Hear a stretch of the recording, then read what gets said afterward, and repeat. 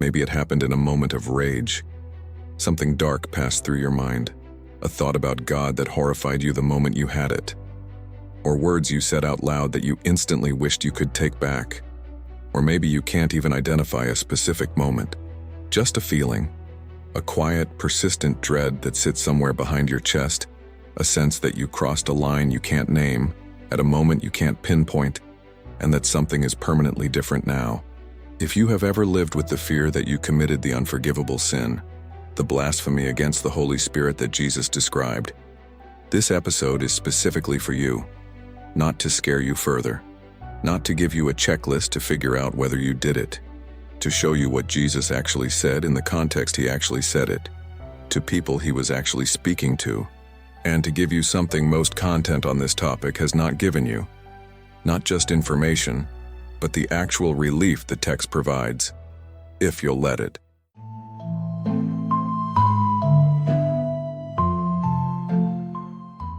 This fear is more common than most people realize, because most people who carry it never say it out loud.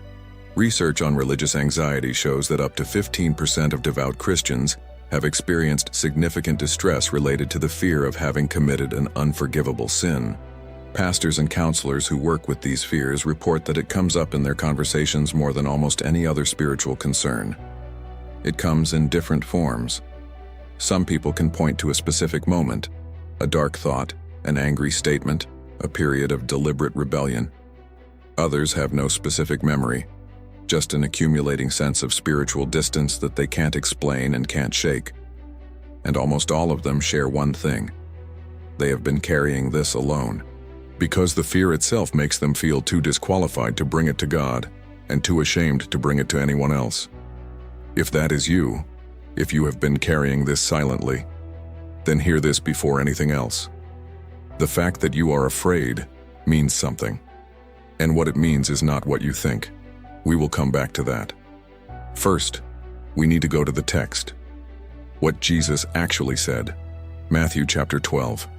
It helps to understand what just happened before Jesus speaks. A man who was blind and mute, unable to see, unable to speak, had just been brought to Jesus, and Jesus healed him. Both conditions, at the same moment, in front of witnesses. The crowd was stunned. They began asking each other openly, could this be the Son of David? Could this actually be the Messiah? The Pharisees, and who had been watching, needed to stop that conversation immediately. So they said something extraordinary.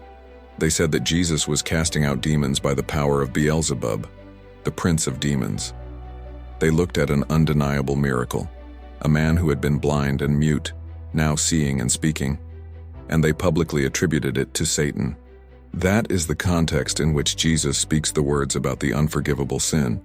And so I tell you, every kind of sin and slander can be forgiven, but blasphemy against the Spirit will not be forgiven. Anyone who speaks a word against the Son of Man will be forgiven, but anyone who speaks against the Holy Spirit will not be forgiven, either in this age or in the age to come. Matthew 12:31-32, NIV. Read that first sentence again. Every kind of sin and slander can be forgiven. Jesus opens with the widest possible statement of grace. Every kind of sin.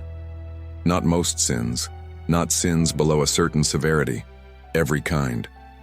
Then he describes the exception. And here is what the exception is not. It is not a moment of anger. It is not a dark thought. It is not a word said in emotional distress. It is not a season of doubt or rebellion that you later came back from. The Pharisees had the full weight of Old Testament revelation behind them. They had seen miracle after miracle. The evidence that Jesus was who he claimed to be was, in their presence, undeniable. And they looked at the undeniable work of the Holy Spirit. A man healed completely out and said, "This is from Satan." This was not ignorance. It was not a moment of fear or confusion.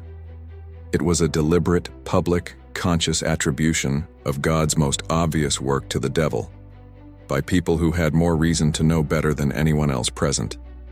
What it is, and what it isn't. Let me be as specific as possible about what this sin is, and is not, because the vagueness around this topic is precisely what has allowed the fear to grow in people who have no reason to carry it. It is not a thought you had.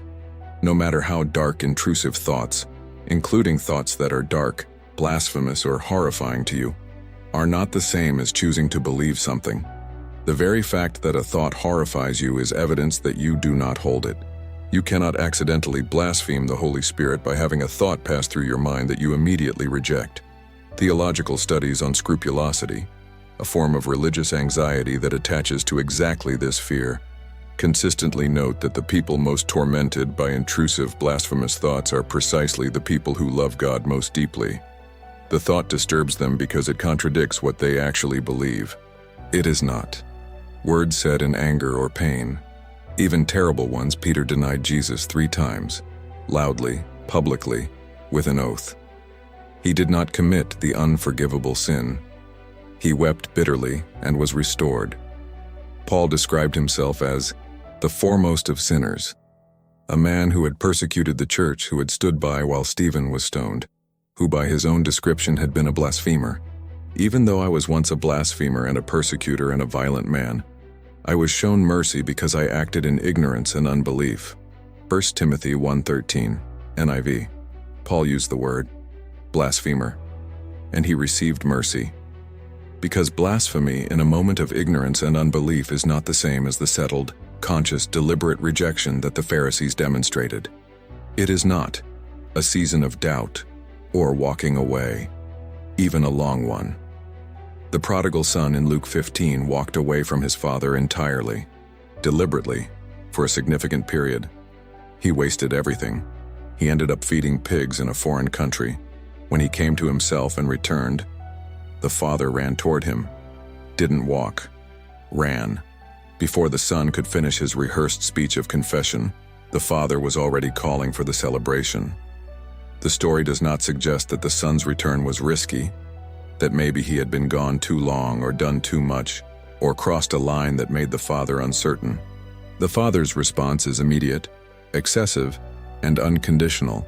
What it is, a final, settled, deliberate rejection, not a moment, a position. The consistent understanding across serious biblical scholarship is that the blasphemy against the Holy Spirit is a specific posture of the heart, the final, sustained, willful rejection of the Spirit's testimony about who Jesus is, even in the face of clear evidence. It is not something you stumble into accidentally. It is not something that happens in a dark moment and is then recovered from. It is the hardening of a heart to the point where it no longer wants forgiveness, because it no longer believes it needs it. Read that carefully. The state of heart required to commit the unforgivable sin, the deliberate, conscious, sustained rejection of the Holy Spirit's witness, is incompatible with being afraid that you committed it. Fear of having crossed the line is evidence that you have not. Because crossing that line, in the way Jesus describes, produces not fear, but indifference. Not anxiety about God's forgiveness, but complete disregard for it. The one thing that actually resolves this fear. Here is the one thing that settles this fear more than any theological argument. It is something Jesus said in the same gospel, just a few chapters earlier, and it contains no exception clause. Come to me, all you who are weary and burdened, and I will give you rest. Take my yoke upon you and learn from me, for I am gentle and humble in heart, and you will find rest for your souls. Matthew 11:28-29, NIV. All who are weary, all who are burdened. There is no asterisk. There is no clause that reads, except those who are afraid they committed the unforgivable sin. All who are weary, come. And John records Jesus saying something even more direct. All those the Father gives me will come to me, and whoever comes to me I will never drive away. Is John 6:37, NIV. Never drive away. Not, I will never drive away those who haven't gone too far. Not, I will receive you unless you said the wrong thing in a dark moment. Whoever comes to me, I will never drive away. If you are watching this episode, you are coming. You may not feel like it. You may feel disqualified. You may feel like the door is open for everyone but you. But the act of seeking, of asking, of wanting to know whether grace still applies to you. That is coming, and the promise is for whoever comes. There's a reason the passage about the unforgivable sin begins with the widest possible statement of grace, before the exception. Every kind of sin and slander can be forgiven. Jesus began there because he wanted you to begin there, at the wideness, at the every. Everyone who calls on the name of the Lord will be saved. Romans 10:13, NIV. Everyone. The word has not been narrowed, the door has not been closed, and the person standing at that door, uncertain whether they are allowed in, is precisely the person the promise was written for. The unforgivable sin is real. Jesus was not speaking carelessly. It describes a final, deliberate, sustained rejection of the Holy Spirit's testimony. Not a moment, not a thought, not a season of struggle. A settled posture of the heart that has chosen, definitively, to call the work of God evil. That is not you. I say that not to be kind, but because the evidence is in the question itself. The person who has committed the unforgivable sin does not fear having done so. They do not search for answers. They do not carry the weight of this fear. The hardness required to commit it closes the door to the very anxiety you are experiencing. Your fear is not evidence of your guilt. It is evidence of your love for God, a love that is disturbed by the thought of being separated from Him. If this episode reached you, if you have been carrying this fear, I want you to know two things. First, you can leave a short testimony. Just let someone know you were here and that you heard this. And second, if this weight has been heavy for a long time, please talk to someone. A pastor, a counselor, a trusted friend. You were not meant to carry this alone. When you're ready, there's an episode on this channel that covers something closely connected to what you just heard. One of the hardest things about the fear we talked about today is knowing the difference between genuine conviction from the Holy Spirit and spiritual guilt that comes from somewhere else entirely. Episode 3 covers exactly that distinction. 5 voices that believers confuse with God's voice, including the voice of anxiety.